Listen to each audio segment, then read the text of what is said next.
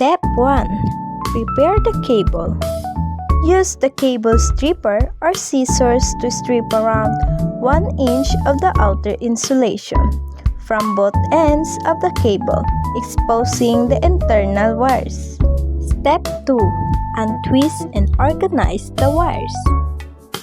Inside the cable, you will find 4 twisted pairs of wires to the total of 8.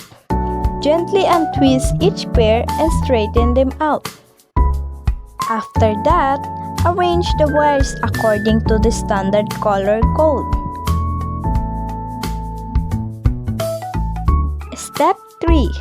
Trim the wires. Once the wires are in the correct order, use scissors or wire cutters to trim the ends so that they are even, leaving about 1 inch of exposed wire. Step 4. Insert the wires into the RJ45 connector. Carefully insert the wires into the RJ45 connector, ensuring they go all the way to the front of the connector.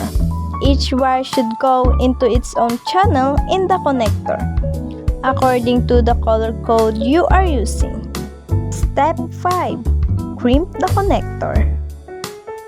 Firmly squeeze the crimping tool to press down the metal pins inside the RJ45 connector onto the wires. This secures the wires in place and ensures a solid connection. Step 6. Repeat for the other end.